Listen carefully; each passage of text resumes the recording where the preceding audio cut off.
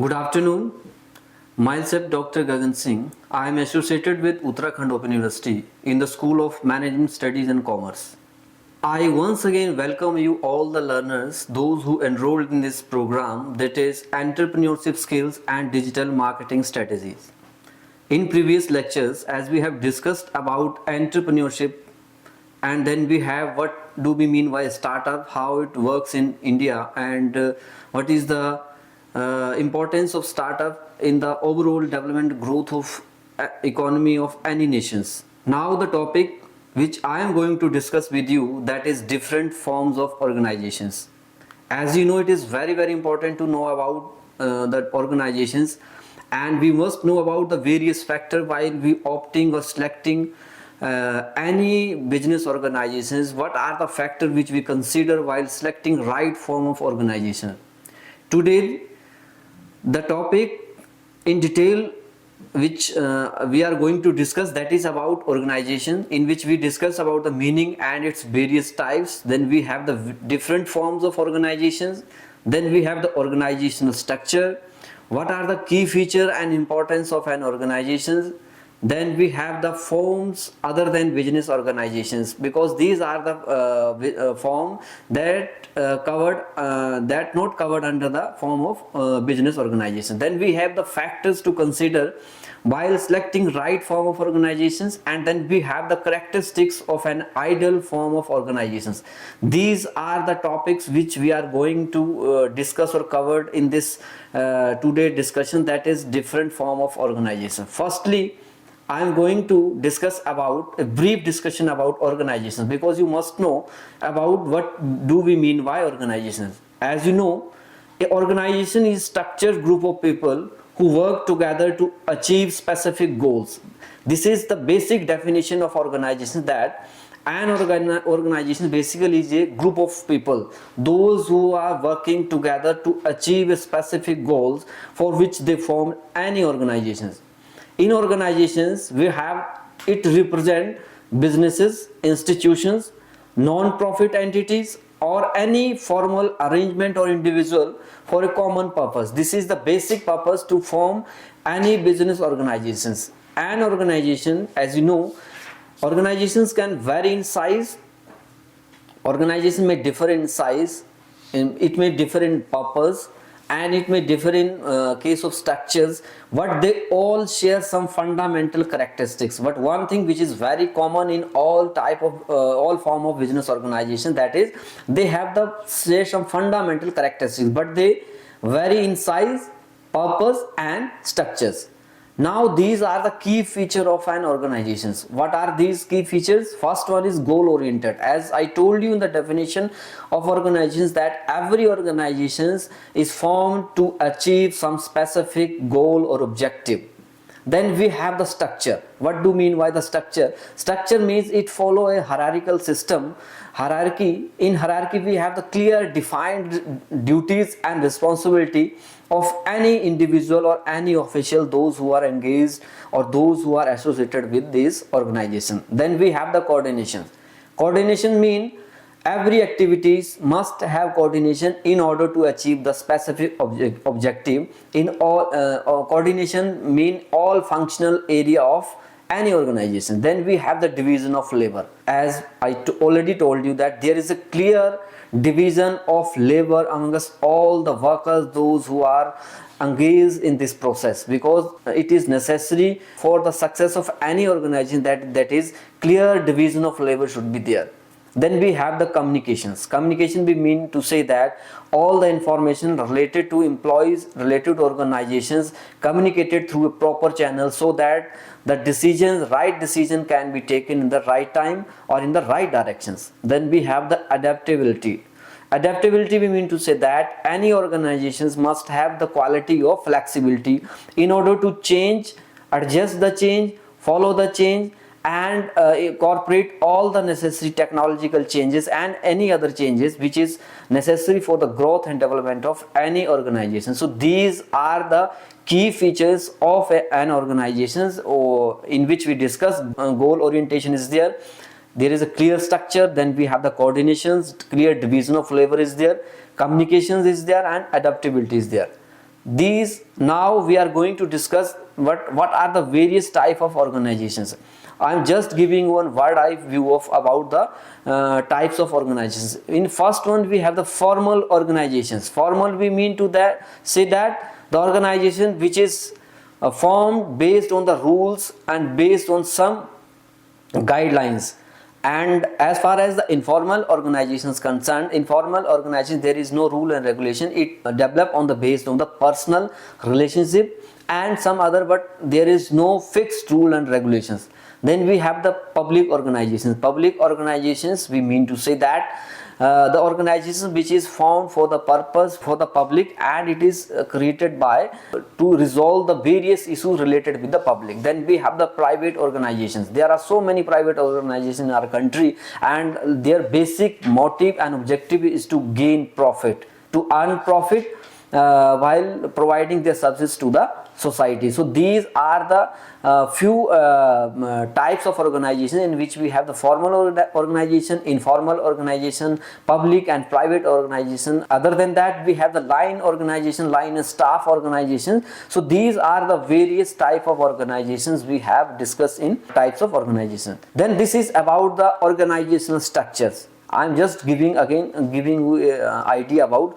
First one is the hierarchical structure, then we have the flat structure, then we have the matrix structure. In hierarchical structures, we have the traditional pyramid shaped structure with clear levels of authority, meaning to say that here there is a clear levels of authority. Everybody knows the authority what is assigned to him. Example, we have the corporations. Various corporations are functioning in India, are working in India. These are the example of hierarchical structure. Then we have the flat structure. Flat structure means few or no levels of middle management. In this case, either there is a few or there may be no level of middle management, top and lower management is there. It promotes open communication and collaboration, means there is no restrictions, and it is based on the principle of open communication to all. Example, as far as example is concerned, their startup is example of flat structure of organization. Then we have the matrix structure. In matrix structure, we have combined aspects of functional and project based structure for flexibility. So this is the information about the matrix structure, that it basically combines the both aspects of functional and project based structure, basically keeping in mind the objective of flexibility. The example, as far as matrix structure is concerned, the various consulting firm comes under this category of matrix structure. So this is about the organizational structure. Then we have what about the importance of organization. Why these organizations are important for any institutions or any other universities, or you can say for any country. First one is the economic growth.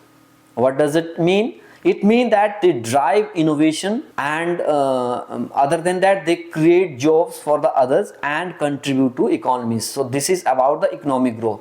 Second one is social development. Social development means they address various social issues and provide services. What kind of services they are provide? That education is there, healthcare is there, and so many welfare activities are there. So this is about the social development concern. Then we have the coordinations. How coordinations is the importance of organization. It facilitates management of resources, knowledge and human effort. Basically, it is the coordination of all the management of resources. What resources are available to the organization, the knowledge available at the organization, and the human effort. So basically this is the combination of all these three, and many other factors may also be considered. First one is management of resources, knowledge and human effort. So it is the perfect combination, coordination you can find in any organization. Then now this is all about the organization. Then now we are briefly going to discuss about the business organizations. Business organization is what? A business organization is a structured system of people, resources and activity working together to meet specific business goals. This is the you can say elaborated definition of organization with respect to the business organizations. What does it mean? A business organization is a structured system of people, and resources, not a people but resources, then activities, though all those they working together in order to meet the specific business goals what they have decided at the beginning. Then it is the framework within which business activities are planned, coordinated and executed. It also provides a framework within which all the activities are planned, they all are coordinated and they all executed in order to achieve the business goals. Then we have the business organizations. Basically it is efficiently utilizes human resources, finances, technology and other assets to produce goods or services that fulfill customer needs. The basic aims behind to the efficient utilization of the human resources, finances, technology and other asset is to provide goods and services or to fulfill the customer need, the end user of that product or services. Then it also create policies, procedures and system to regulate activities, comply with laws and adjust to changing market conditions. So this is about the business organization. It also create policies for the smooth functioning of any organization, procedure how we go further, then the system to regulate activities, then all the laws framed in context with the organization, then adjust to changing market conditions. Because flexibility quality must be there in any organization in order to compete and in order to grow and progress in this competitive era. Then we have the what are the various factors those who affect business. First one is the ease of formation. Every organization wants that to form any business there should be no complexity. Then we have the capital financial requirement, from where they arrange the capital and from where they gather the various capital resources. Then we have the nature of liability, what kind of liability they have. Either they are going to face limited liability or they are going to limit another general liability. Then we have the control and stability continuity. Every organization wants the full control and stability for continuity. Then we have the operational flexibility. What kind of operational flexibility they have? Either they are going to adopt the changes as per the market situation. Then we have the legal aspects is there. Various government rule and regulation is there in order to run and in order to efficiently regulate the business. Then we have the secrecy. Every businessman wants the secrecy in his organization. So this is about the different form of organization. And overviews continue. What is the purpose of that? Purpose is that different type of business structures offer varying levels of control, liability and tax advantage. This is the purpose why we choose the different, we want to know about the different form of organization.